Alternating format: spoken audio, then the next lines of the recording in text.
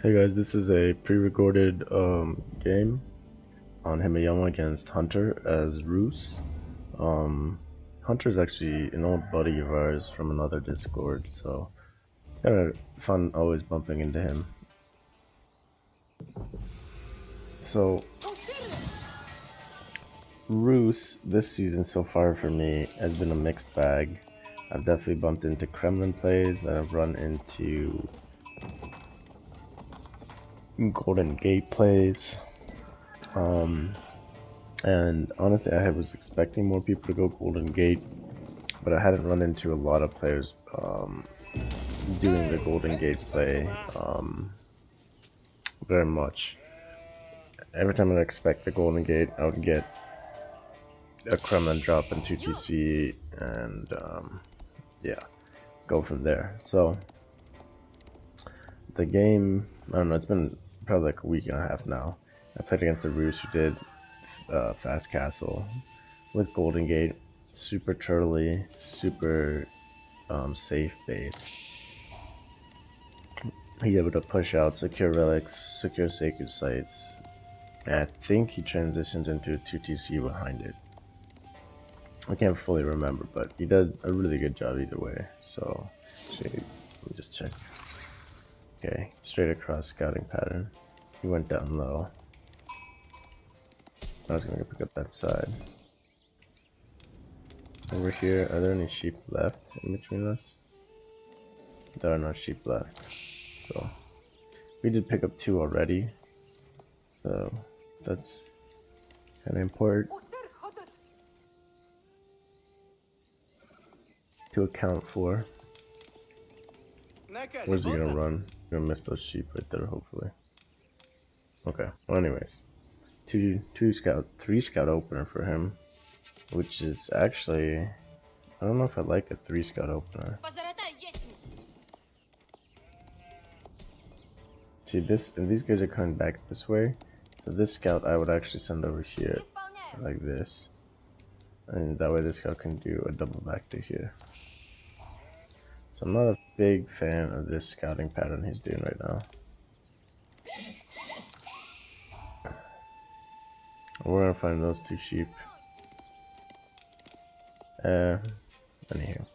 So here we had a chance to kill his scout. That was Garrison right there, definitely by the second shot. And then we had another opportunity here. Another shot. So wouldn't have been a big deal, but definitely would have helped. So it would have secured us those other 2 sheep, potentially a 3rd sheep. Because we've got we've picked up 5, so we picked up 7 sheep. So a little bit on the lower side of sheep. But we have equal villager count, so that means he's idled his TC somewhere along the line. A little bit of mess up on his part. So he's aging up at the Golden Gate. We're not privy to this information, but we know that if this play happens, the last time we played against it, we didn't really secure or tower our opponent's wood line or his gold or anything. So like our initial pressure wasn't able to do much because he was fast castling safe. And we didn't drop a tower or anything during this kind of map control period that you'll have against the Golden Gate fast castle.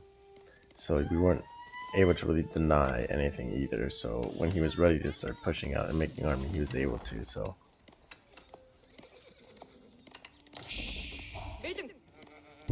it's definitely important in this game that we do that.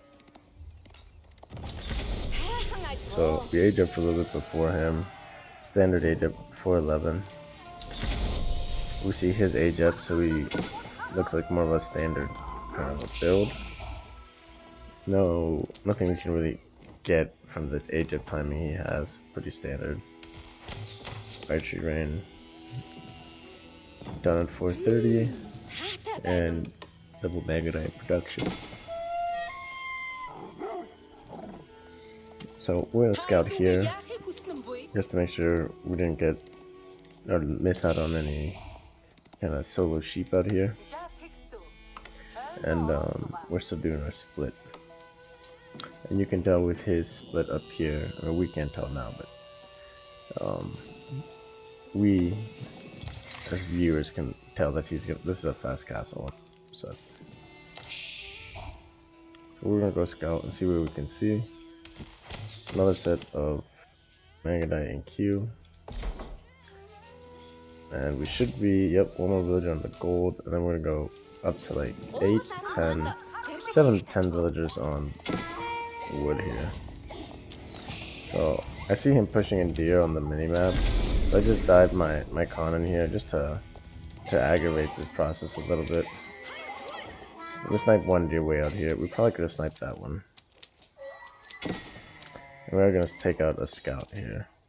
So he's gonna decide to sacrifice the scout for better deer pushing, which is fine. And with a manga, we're not gonna die under TC. Was it worth it? Well, it's tough to say. Probably not. It does occupy our opponent and his APM on something else for a little bit.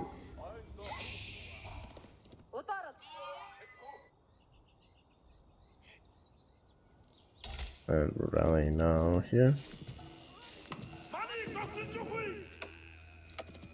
And we have sent a villager over and across already, so around the 6-minute mark we're sending a villager. What we're going to do is tower this one. Himayama is a map with very small wood lines. That's definitely a lot of opportunity to be able to deny opponents their wood lines here. Like for example, I don't know if we had run all the way around the back and seen this, if we would have been able to deny this or not. It's tough to say, but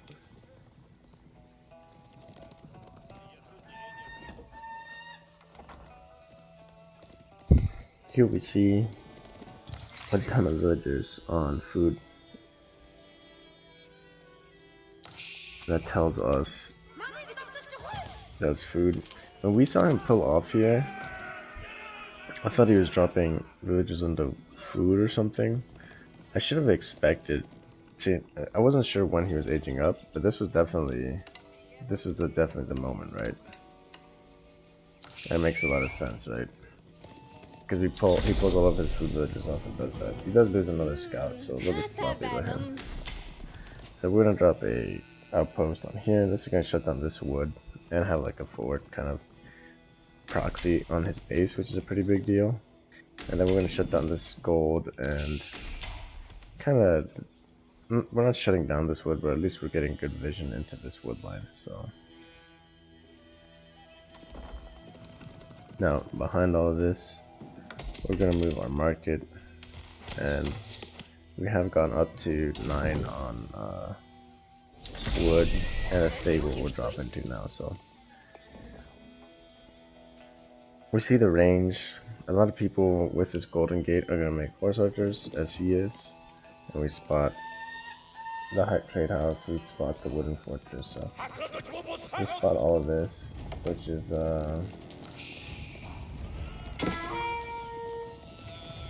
know, pretty well fortified with a Wooden Fortress, especially if she gets this castle turret. The castle turret? Damage is increased and sight range. Okay, so actual range isn't increased, so I thought the castle turret upgraded damage, and the other one upgraded vision and range, but yeah, so luckily it doesn't, but we do see the horse archers out, so at this point we're pretty happy that we have our stables down, because horse archers are good and they're quick, but at the end of the day horsemen still counter them, right, in some regards, and they force a lot of APM. Big mistake here with a villager taking way more shots than we needed to. Basically what was happening when I was microing my units here, I kept hitting my UI down below, which made it pretty tough.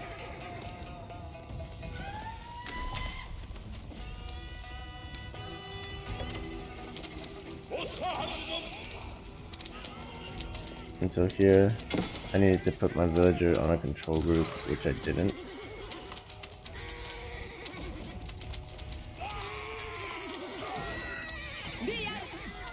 Again, not being super clean with my micro, potentially,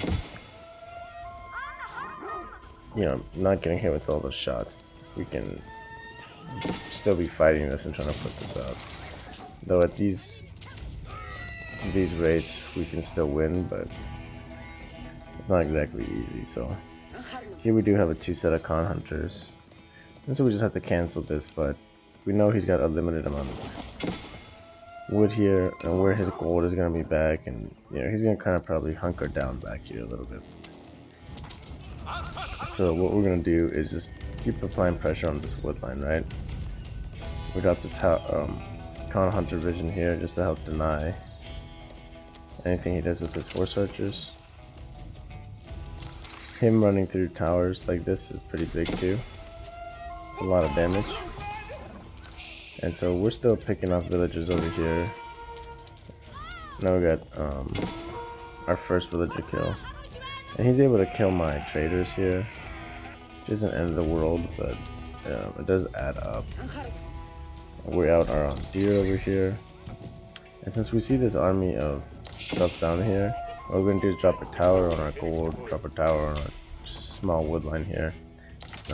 For vision and for protection against horse raids. We lose a little bit of our cav here, unfortunately, diving a little bit too deep. But we could have denied over here on this side. And we've killed a couple of villagers. He's killed a couple of traders. It's better for him to have killed, or it's worse for him to only be killing traders while we've killed villagers. Traders being, extra village, extra eco for us versus him, right? They're his main source of income right now. So we're able to kind of fall back here, get in our tower, get a little bit of extra damage here, and at the same time we dove on the front side, just kind of splitting attention where we can.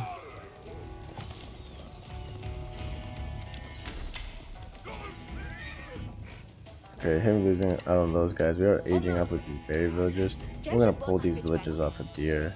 We didn't think we had the time to drop a tower here. We're just gonna take them to this bottom side. So we've been losing traders, unfortunately, but we are aged up. We are still harassing this. He's trying to wall this out, and he's got enough horse archers to stop us here. So we have to fall back.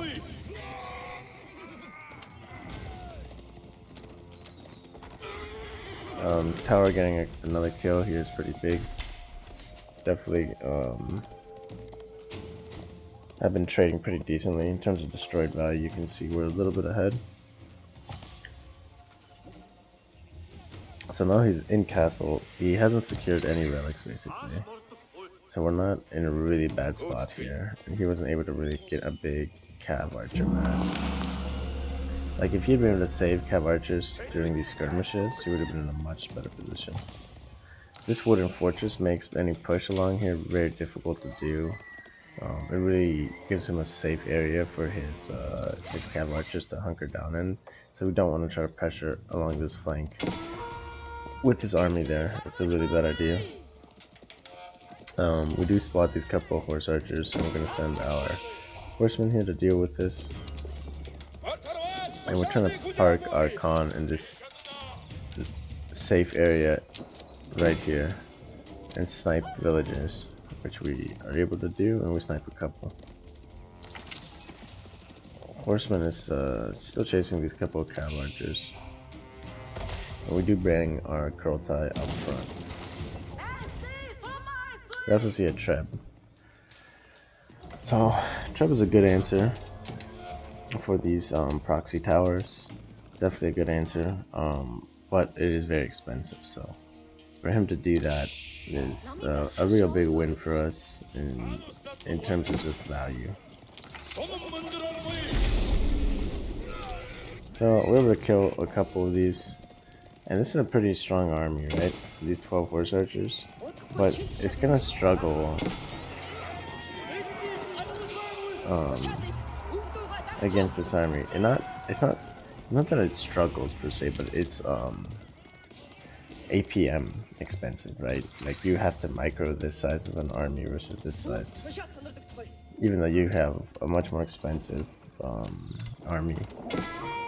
Its potential is only realized when you when you're micro. So here we split off our horsemen to go side raid, and it's right when he moves his treb to kill our outpost. So we're able to dive this treb, which is a huge deal. I mean, that's a very expensive unit. That's one unit that you should never be losing in this situation. That's a real big mistake. We're still trading, but we're only on 2 traders right now. We dropped additional production here. Now we're on 2 stables, 2 ranges. We do find his warrior monks here, and he gets kind of baited into a fight pseudo with the Kurultai here, right? And we're able to kill a couple more horse archers. A couple of spearmen here and there that we see from our opponent. This is definitely a big overdive by us. You shouldn't dive under wooden fortresses, so after pushing it back to here, we probably could have just pulled back. You can see we lose a lot of our horseman mass for not much value. Behind this, we're going into triple market, and yeah, he's got a little bit of a side raid here, which is a nice little pick for him. So he kills this first villager basically of mine, and he's got another army over here going. So we're able to push in here, and then we're able to take some of our reinforcements and clean up this raid here. And now this is again, this is fine. He can potentially win this if he micros, but it's again a lot of APM. So against stronger opponents, the more likely this micro's happening. His second trebuchet is coming out, by the way. It's 550 resources, so it's 5 towers worth.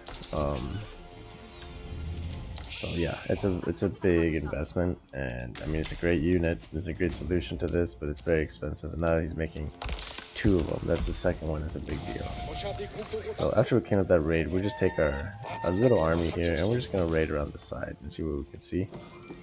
He is on 2 relics. We do see the second treb out, so we just have to be careful about how we pick fights. He does rally a warrior monk into our army again. Again, pretty big mistake. Only on 2 traders at this point. And we're just kind of scouting out and seeing what we can see. We see him pulling units back here. And we're not going to get a ton of kills here, but just getting a couple of kills is nice. So killing a couple of villagers here, 2, 3 villagers is big. Here, he does a really big raid. And he kills whatever I had here. This is 2, 4, 6, 8. I think 8, 10 villages he kills here. This is a really big tempo shift for him. So he really equalizes the playing field with this raid here. So big mistake by us, losing all of those villagers. I think 1 villager survived on all of that. So I think it was 9 or 10 villages I had there. And we kill a couple more, and so right now we're only a couple of villages ahead, but it looks like we've idled our TC enough as well where kind of not a factor. But behind, like when this raid was happening, we saw it and we knew we weren't going to be able to do anything. So all we did was just drop towers on the rest of our villagers. So try to make sure this pocket of woodline stays safe for a potential next raid. He starts trebbing our Kurultai. Do move our Kurultai back, no need to commit to a fight there. And 4 horsemen over here on the side. So again, just little raids, get some damage in. Yam bonus here, really helpful to catch up and clean up these horse archer raids.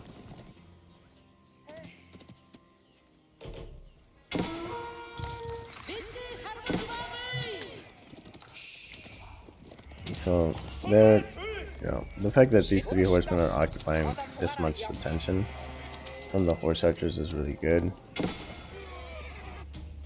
And we're just gonna keep rallying troops here. We do see walls going up, and our main army is here, so we do want to kind of harass and force as much of a fight as we can here. We just have to be careful. We will be killed by those harsh archers, so we don't want to overcommit. We just want them to commit to as much of a fight as possible. We just don't want to dive under towers or anything here, right? So we should be pulling back here shortly, yeah. Okay. So we pull back, which is fine. We do spot this, but again, because of the position, you don't want to chase this. You would just get trapped behind here. Losing this big of an army at this point in the game would probably be a loss.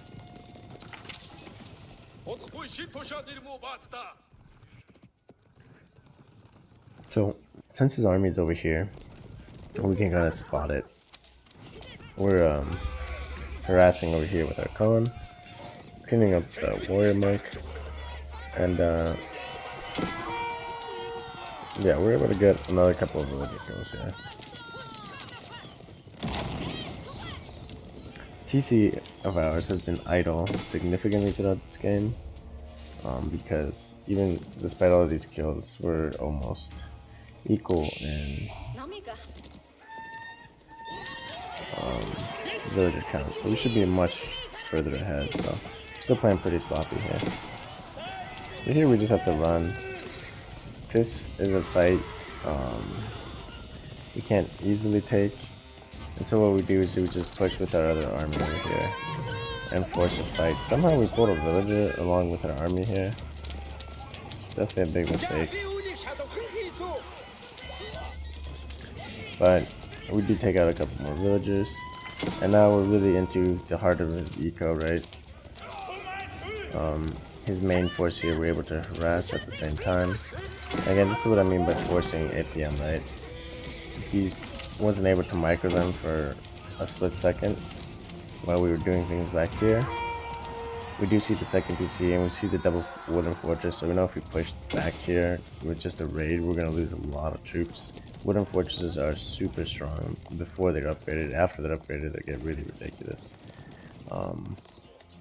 So we're happy with this trade. You know, we killed a lot of horse archers here, and we killed some villagers, and we got some decent idle time, and the majority of our force survived, right? This wall should have been burnt down. Okay, yeah. Behind this, prayer tent, monk getting set up, and siege workshop is set up. Well, there's some pastures. We've been towers up here and there. I think this is a war over here. Another tower, another gur. And we're just kind of applying pressure as we can. We know that the majority, if not all of his army is here. Yeah, almost the entirety of his army is here, right? And so while his army is over here, we're just going to burn a hole into what we know is the heart of his eco. We know it would take a lot of time damage here diving, but we can definitely idle a lot here, which is very important, right? It is cumulative. Once again, his warrior monk is out and about. It's been a very expensive endeavor for him, the amount of warrior monks he's lost. But with 3 relics out here, that's quite a bit of gold to be secured. So once his army falls back here, we dive again, a couple more villagers killed, and we can kind of really start whittling down those spearmen here. And yeah, we just push again into this eco. He does send a couple archers, horse archers, to shut down our trade. It's pretty important. Our trade is starting to take off now, since we're on triple market and actually producing from the triple market. So we do what we can here. We do have to fall back here. There's too many towers, and the troops that were rallying over here on the Kurultai are able to react and clean up this pressure on our trade. And we're still holding the northern half of the map with this other body of units. Idle monk is a pretty big mistake here. He's shifting to mostly archers. which is probably a good idea.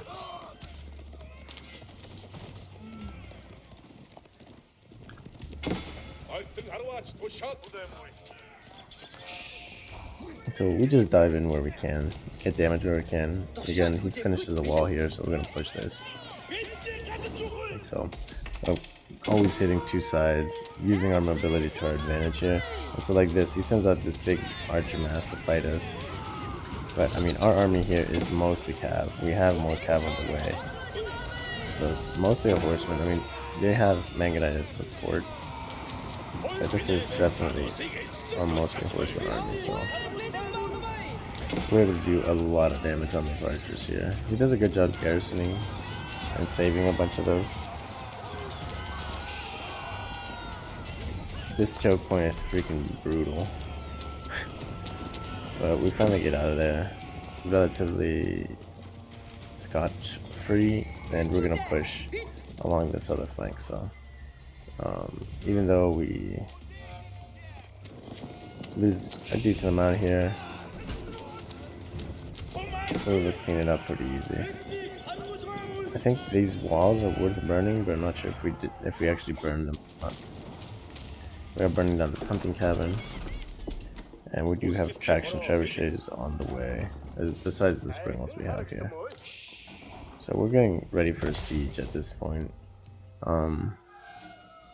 Best position to attack is really just through the front here. Just woodline, Golden Gate, town center, houses. If we tried to attack from over here, this would be the best angle to attack from. Easier TC to break, wooden fortresses, more villagers, relics,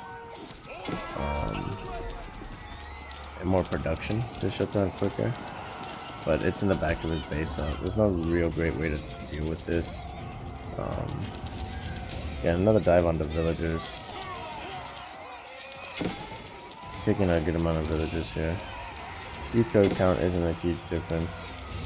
And we're just gonna pull back our army, save what we can here. We are trying to burn down this fortified wall. And we see a ton of villagers over here. 18 villagers. I don't know if he was gonna... what he was gonna do. But because we see these villagers, we pull back a couple of horsemen. And I think we had a couple of horsemen on our Krota, yeah, we send over. And now we have, at the same time, like a siege. Double trebuchets. Our trade is going up to 13, so that's good. Definitely needs to get focused on. And we catch him here on these wooden fortresses before they're built. He maybe is able to force tap up one pretty quickly, but it's tough to say. So he's gonna leave all of these villagers up here, and he's gonna move a bunch over here, but we have more reinforcements on the way, and we're just gonna pull a couple to get onto those. So I think he's happy because he's split here, did a decent job splitting, but we have more troops to kind of clean this up here. Krota is taking a more forward position, still pretty strong in terms of a siege here. So we're able to catch up here, burn down this lumber camp as well, a little bit of extra resources.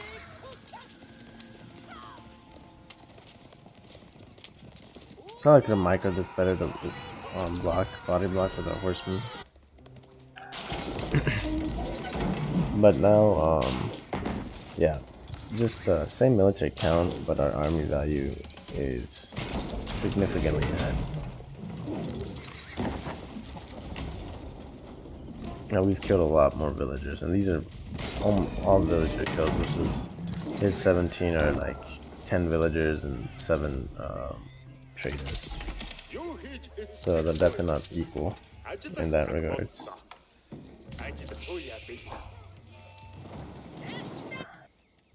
Clean this up. Getting upgrades, not looking to go into Impure.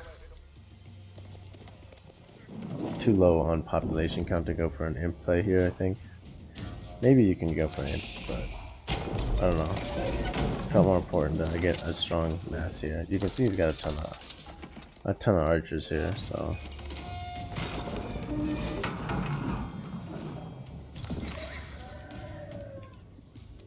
A push here by him would be pretty strong, but definitely not end all. We have 2 relics secured. A couple idle horses here. Kind of unfortunate. Kind of got lost until later on.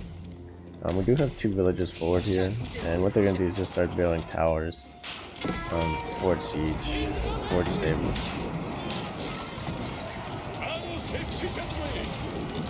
A little bit of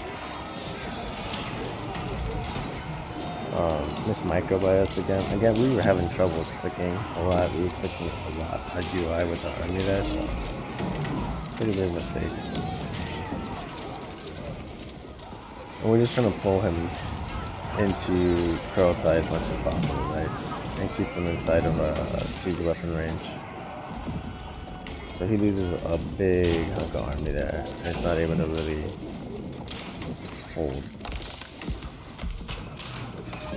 against someone's about to go down, so he's got to use these tickets.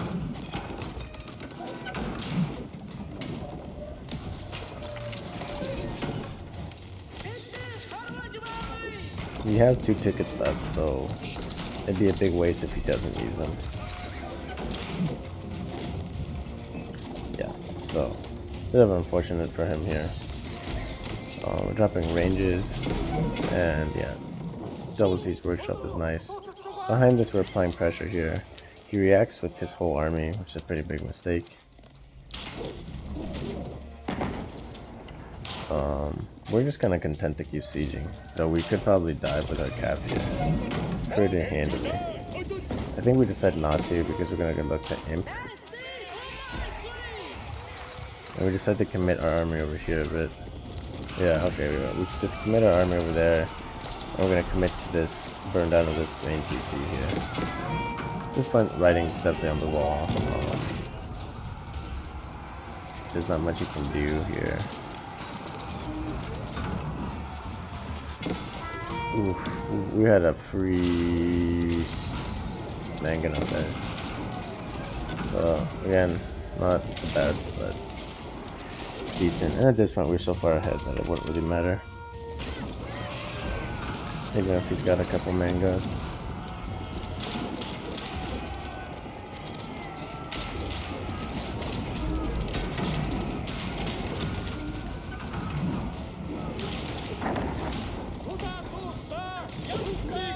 Three mangoes, 4 springles, and a decent amount of cap to support this too.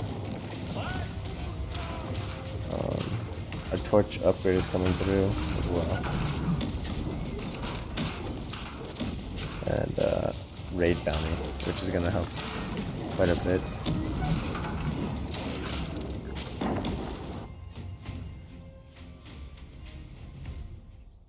Yeah, there was always the potential that he pushes back on this side. That's why we're kind of dropping vision here to see what's going to happen here. But he kind of has to deal with this big main push here, especially since his high trade house is right here. But if he had sent like a big raid up over here, we would just peel off like, 10-20 units and go deal with it. But we have a strong amount of siege here, and we're tapping up the white stupa now, so we're in a really strong spot here. You can see he's got the mango. He's prepping to get a push going.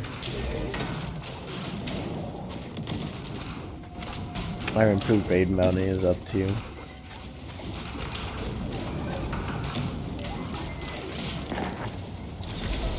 Again, this is a big thing. I was trying to quit my army to do something, and I kept clicking the UI. And I kept clicking, I think the Golden Gate is what I kept clicking.